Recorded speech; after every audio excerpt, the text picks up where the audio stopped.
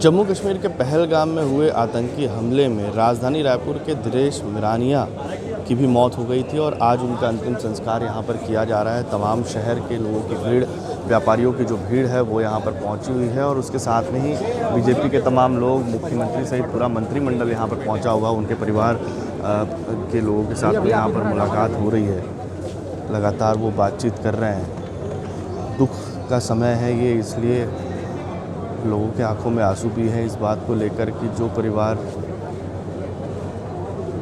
कश्मीर की खूबसूरती, जन्नत कहे जाने वाले उस क्षेत्र में पर्यटक के तौर पर अपने परिवार के साथ घूमने गया हुआ था, वहाँ इस तरीके की आतंकी हमले से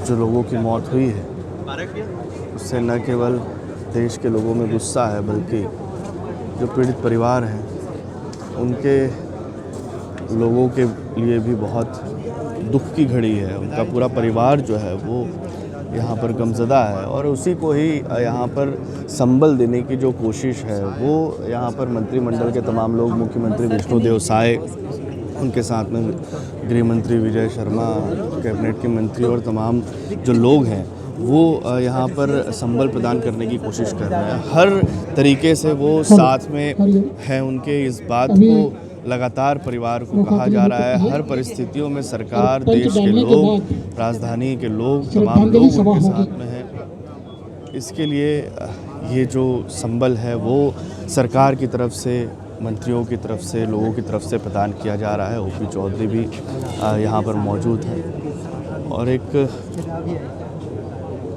बड़ा हादसा जिस तरीके से ये घटना हुई थी उसको लेकर जिस तरीके से भारत सरकार ने 5 बड़े फैसले भी लिए हैं, चाहे वो सिंधु समझौते की बात हो या अन्य फैसले की बात हो यहाँ पर, उसके साथ रायपुर आज गम में डूबा हुआ है।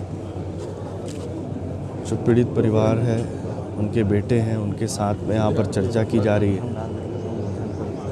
सभी जो लोग हैं वो यहाँ पर पहुँचे हुए हैं इसलिए क्योंकि जो दुख की घड़ी है उसमें परिवार का वो साथ दे सके। इसके अलावा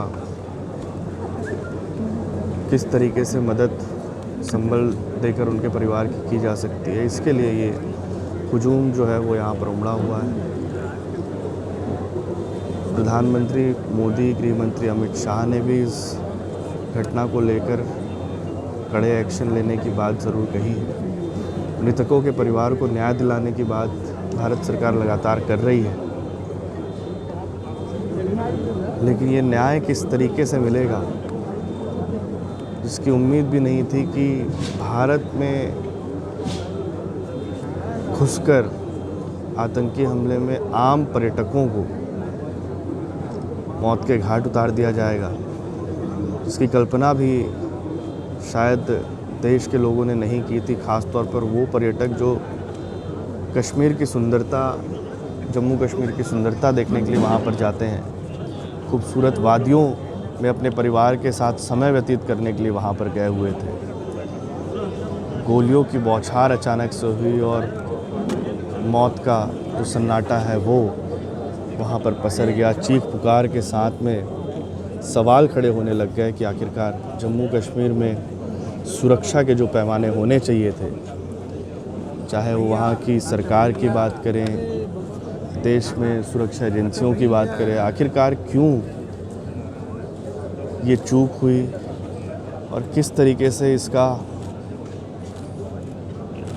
जो बदला देश के अंदर गुस्सा है, मृतकों के परिवार के अंदर में, लोगों के अंदर में जो गुस्सा है वो किस तरीके से ये गुस्सा बाहर आएगा, ये तमाम जो बातें हैं वो फ़िलहाल यहाँ पर कही जा रही हैं और इसी के लिए संबल देने की जो कोशिश है वो फ़िलहाल यहाँ पर की जा रही है।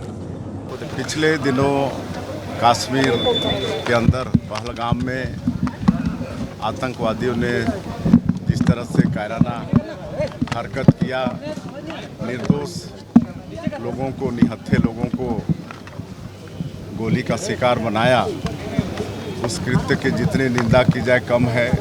उस कृत्य की निंदा करते हैं और उसमें देश के साथ साथ छत्तीसगढ़ ने भी अपने एक बेटा को खोया। दिनेश हम लोगों के बीच नहीं रहे। आज हम सभी लोग उनको अंतिम विदाई देने के लिए यहाँ पर एकत्र हुए थे और उनको विनम्र श्रद्धांजलि अर्पित करते हैं।